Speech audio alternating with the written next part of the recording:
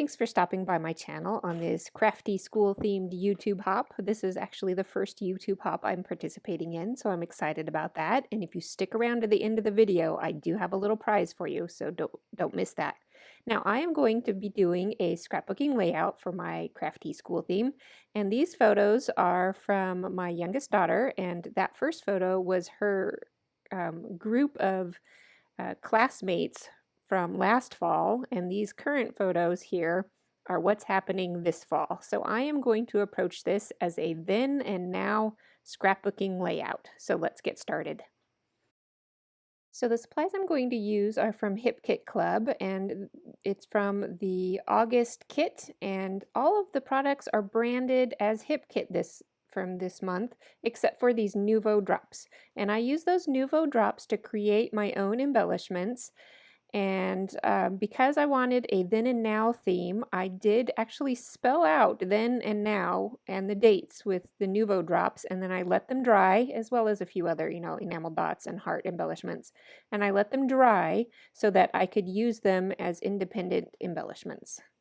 And then I just spent some time with the kit pulling out elements that could work. The reason I chose this kit is it already had a youthful, almost school-themed vibe going on with it. So I went through die-cut pieces, I went through chipboard pieces, and later I go through all the pattern papers to try and choose products that will go well with this layout. So when I'm looking through my photos here, there's a lot of colors going on, and I want to be sure to choose some pattern papers that kind of help incorporate all the colors and pull everything together. And I'm going to use that yellow sheet of cardstock as a calm base to everything. And this is the stripe pattern paper I decided to use to pull all the colors together. And I just did a tiny mat around my photos to help give it some emphasis without being overwhelming.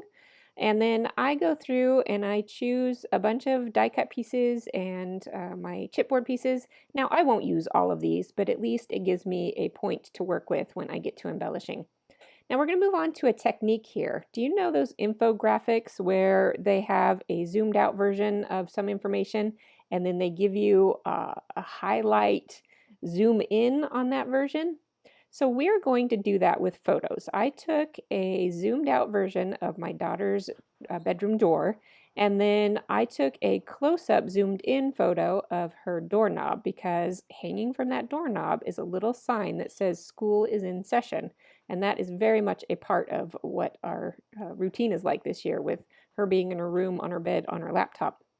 And so I created these circle die cut pieces just using some nesting dies, and I taped them down to get an outer ring element that will be my zooming element there.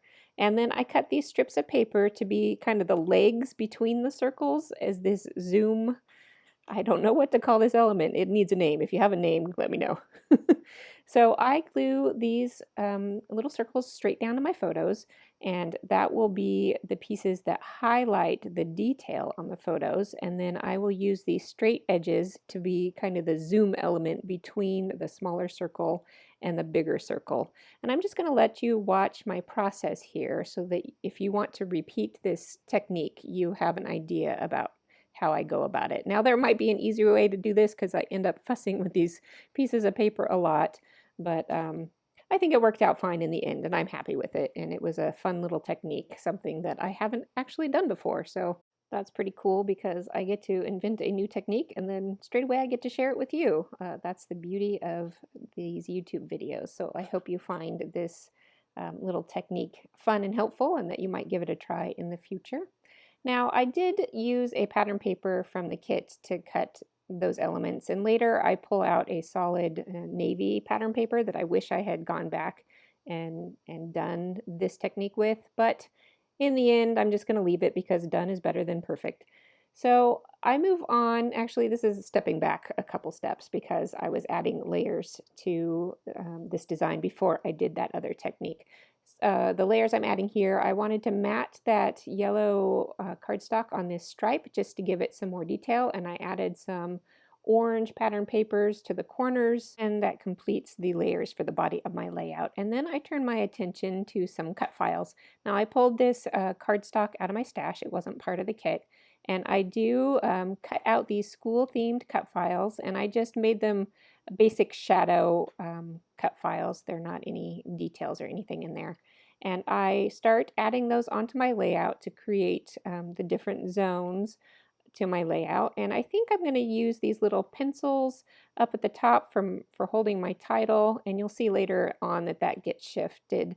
And when I put all these cut files down, I'm looking at it and it doesn't seem right. So I go ahead and move on to other aspects of my layout, and I start working with my alphabet letters to figure out where I want my title. And then I decide the title definitely makes more sense down on the bottom, since the title really has to do with what is happening right now, and it makes sense to put with the photos that are from right now. And I still can't figure out what I want exactly, so I continue moving on with my other cut files. These are just little banners that are going to hold my then and now theme. And you can see I've moved things around back and forth, but that's okay. That's part of my process. And I put the then and now on these little banners, and I start layering them up with some of my die cuts. Now my process is a little hectic, I guess, because I go back and forth between things and move things around. So I tried to cut out a lot of that so you didn't have to watch me fuss too much. But with these little banners, I often will cut my die cuts apart and stretch them underneath the banners so that I can get more size out of pre-made die cuts, which is a nice thing to do when they're not fitting quite right. Speaking of fitting quite right, those die cuts that, or those cut files from my machine were just too big, and that's what I figured out was bugging me. So I went back and I did cut them down much smaller, and that made me much happier because it gave the whole design a lot more breathing room, and it created more of zones. So the top of the layout is more of the then zone, and the bottom of the layout is more of the now zone. So just changing some things like the size of your photos or the size of your embellishment clusters or cut files, that can help balance your layout a bit better. And now that my design is solid, I will just play some music for you and let you watch me build my clusters for the rest of the layout.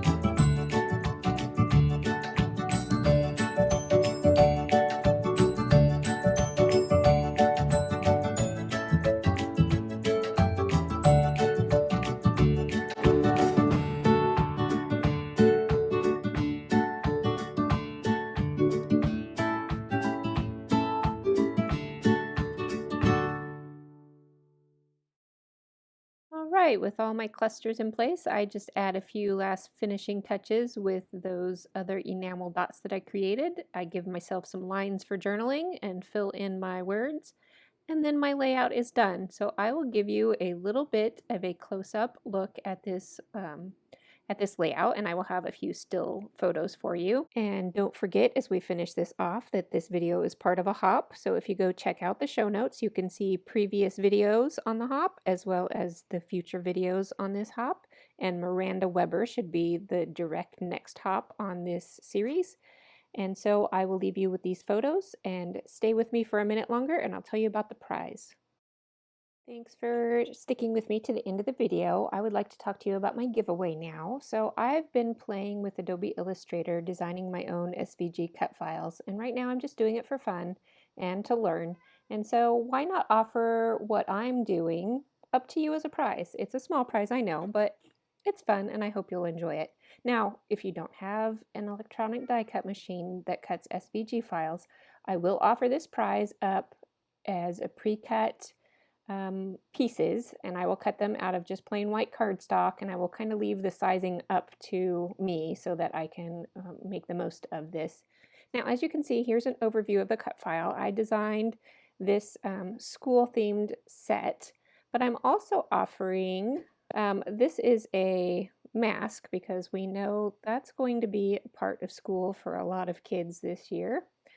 And so both of these cut files are up in the prize pack, and I just wanted to show you that these are actually fully layerable cut files. So we have all of these separate pieces that you can cut out of whatever colors of cardstock you would like and layer them up, and as you can see, you can just glue the layers together in any order that you like and then build up a detailed cut file. So like I said, when I send these off to someone as a pre-cut cut file out of white cardstock, remember that you can always color your cardstock with pencils, markers, ink pads, whatever you like, so that you can still get a nice colored layer if you want. So in order to enter, you're just going to have to leave me a comment on this video, and the show notes will have a few more details about kind of contest rules. And I'm actually going to pick 3 winners, so 3 of you will be eligible. Thank you so much for joining me. I hope you enjoyed my video, and good luck to you on the contest. I really appreciate you watching. If you got something helpful out of this video, please do give it a like. That helps my channel. And if you want to catch my future videos, please subscribe.